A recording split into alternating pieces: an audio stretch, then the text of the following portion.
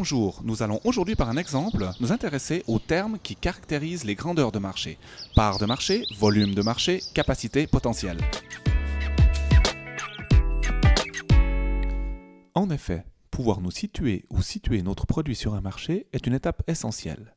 Cette étape nous permettra de nous comparer à nos concurrents afin de pouvoir envisager les diverses stratégies possibles de croissance. Afin de comprendre quelle part de marché notre produit détient, nous devons le comparer à la concurrence.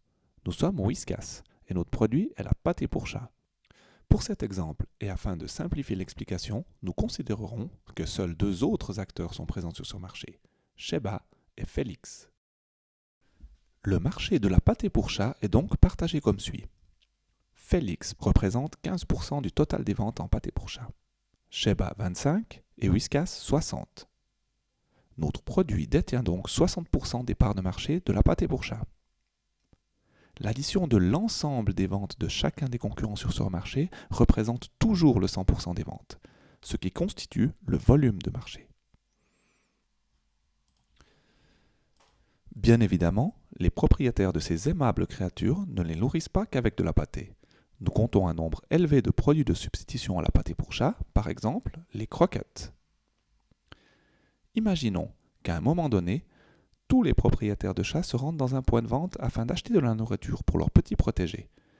Imaginons qu'à ce même moment, ils décident tous, indépendamment de leurs habitudes, d'acheter uniquement de la pâté pour chat.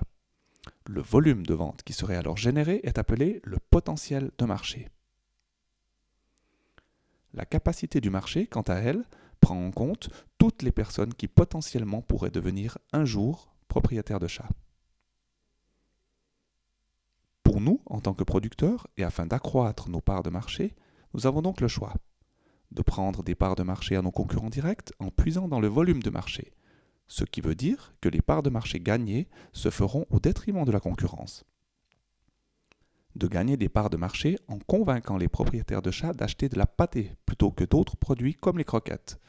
Nous puiserons là dans le potentiel de marché. Le volume de marché s'en trouvera donc augmenté. De travailler le consommateur en amont afin de lui donner, par la communication autour de notre produit, l'envie de posséder un jour un chat.